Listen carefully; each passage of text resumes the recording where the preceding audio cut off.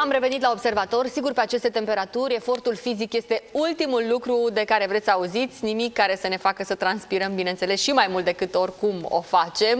Nu ne tentează în acest moment. Dar avem un tip de antrenament din ce în ce mai căutat pe care vrem să vi-l arătăm. În loc de aer condiționat și greutăți, tot mai mulți aleg să transpire la propriu în săli încălzite cu infraroșu, unde yoga, pilates sau bare, n-are accent, vin la pachet, e drept, cu foarte multă căldură, dar și cu multe calorii arse. Și da, este recomandat și vara, chiar dacă afară sunt 40 de grade, de ce să nu fie și în sală? Ne obișnuim, mai ales că promisiunea antreprenorilor este că după această ședință, cu siguranță căpătăm acel glow de Instagram. Mai să fie. Hai să vedem. Punem palmele pe bară, coborâm pieptul pe bară și întindem cât mai sus piciorul și ridic.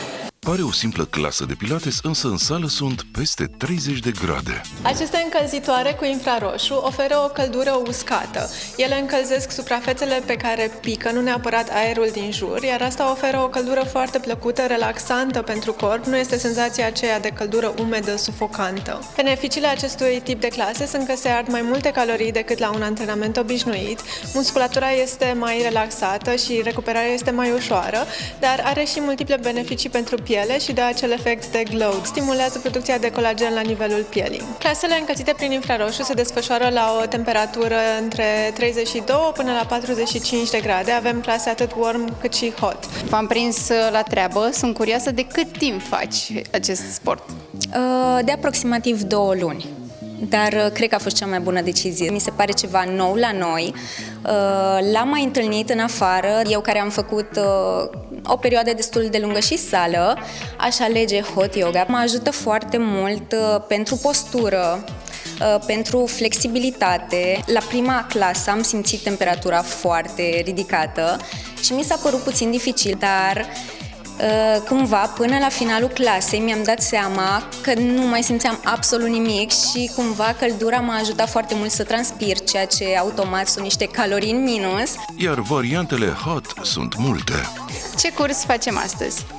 Astăzi facem cursul de bare hot. Este o fuziune între balet, pilates și fitness. Și aș vrea să vă prezint un piculeț ceea ce facem noi exact la curs. V-ați învățit? Da? Cum este cu căldura? Arde bine! Se simte.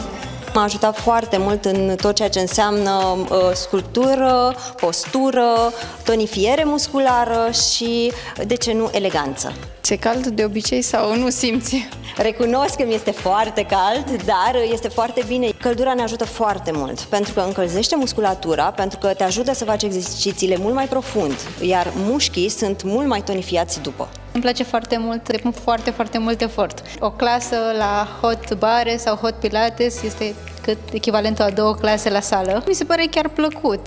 Acum, cred că dacă aș merge la o sală normală să bată aerul condiționat, în mine m-ar deranja. Prețul unei ședințe la peste 30 de grade nu ne arde din fericire la buzunare. Pornește de la 90 de lei.